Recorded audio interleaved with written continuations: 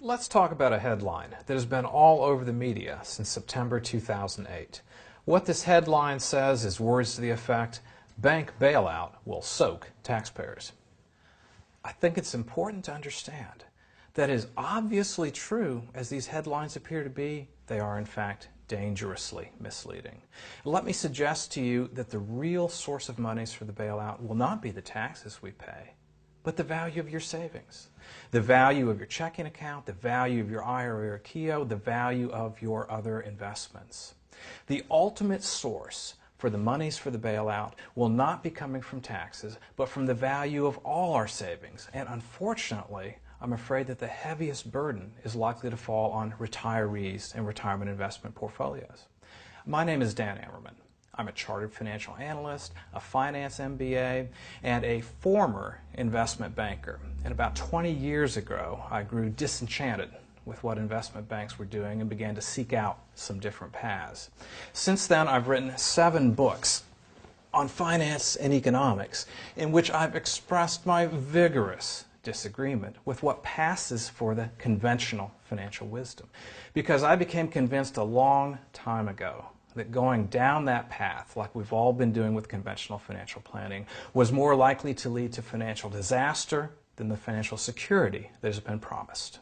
What I would like to talk with you about today is why this very reasonable sounding idea that the bailout will be paid for with taxes is, in my opinion, a lie. A great big whopper of a lie.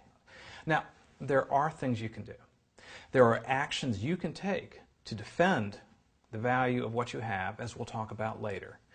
But in order to understand solutions, first we have to understand what the problem really is. Because it's only when we fully grasp what the real problem is that we can come up with effective solutions to defend what we have. Let's start by placing things in perspective. This financial crisis has not been happening in isolation. The United States government was already in an impossible financial situation before this crisis ever hit. Looking at Social Security and Medicare, when we take a long-term perspective, the projected excess of expenditures over taxes is at least $59 trillion, according to a fairly well-known and accepted study that appeared in USA Today. Now, there are approximately 111 million households in the United States. So if we take the total shortfall and we divide it by the number of households, we come up with a shortfall of over $500,000 per household, and that number is reasonably well accepted these days. Okay, you've probably seen that number before or something like it. Now let's very quickly do a few things you probably haven't seen before. This is a short video, so I need to move fast, but I've got a lot of supporting detail available for free at my website. So fasten your seatbelt and here we go. Our first step is to take the 11 million households that are below the poverty line and subtract them out. They're not going to be able to pay. Divide 59 trillion by 100 million households and our shares of the shortfall just jumped to $590,000 per household. Wow. I don't know about you, but that was just about the quickest $60,000 I ever spent.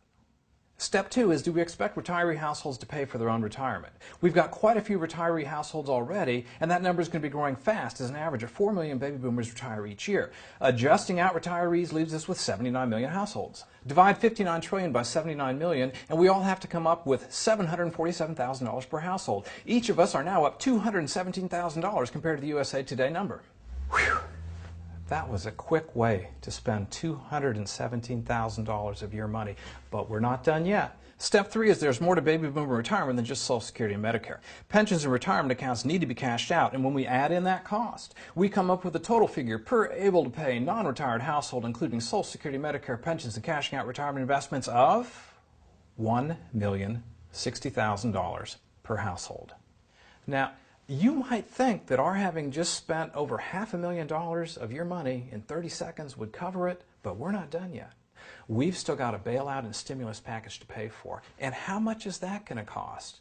And maybe a good place to start are the official actions of the United States government. According to the New York Times, the total cost of the bailout, including commitments for spending, loans, and guarantees, is $12.2 trillion, mostly in the form of Federal Reserve commitments.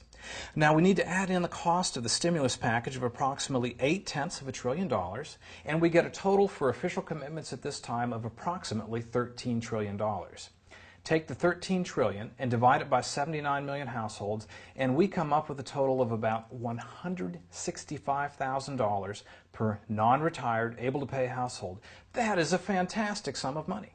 When we add this to the trouble we were already in, we come up with a sum of $1,225,000 per non-retired, able-to-pay household. Now here's my question for you. And this is an important question, because the answer could change your standard of living for decades. At what point did you stop believing that you and your family could pay your share?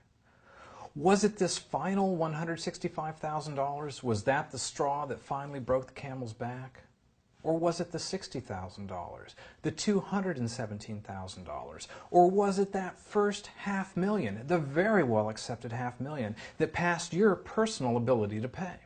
Your answer is vital, because once we accept that the average household can't pay, doesn't even have a remote chance of doing so, then we accept that taxes won't be paying for the bailout. And newspaper headlines that say taxpayers will pay for the bailout are an insult to your intelligence. So, does this mean that the United States is bankrupt? No. Short answer.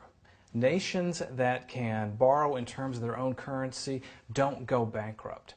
Not when the Federal Reserve can create trillions of dollars out of thin air, shazam, just like the Federal Reserve has been doing ever since this crisis hit. So taxes can't possibly pay for the bailout. But the United States is not going bankrupt.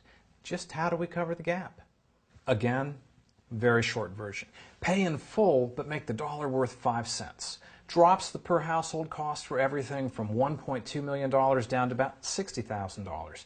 Painful, but manageable over 20 to 30 years.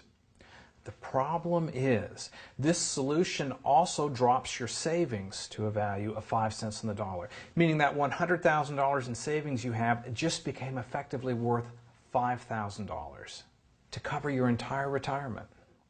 I've spent many years developing unique, practical solutions to help individuals deal with a crisis that I believe was coming in retirement investments. And let me give you the executive summary version of those solutions. This is something I passionately believe in. If you seek a different economic and financial fate than 78 million boomers rapidly approaching retirement age, then the only way to avoid that fate is to fundamentally get out of step with the boomer generation. You can't do the same things. You can't follow the same strategies that everyone else is following without sharing their fate. So that then raises the question, how do you precisely get out of step with the boomer generation? Well, I wrote a book on that, titled The Turning Inflation into Wealth mini course. The ebook version of this book is free, and it is packed with real-world solutions available nowhere else for how an individual can protect what they have against the shredding of the value of retirement portfolios all around them. If you are interested in learning more about this unique resource that has already benefited many people around the world, then I would encourage you to visit my website, danielammerman.com, and learn how you can sign up for a detailed, free second opinion on how to protect what you have over the next year and the next 20 years.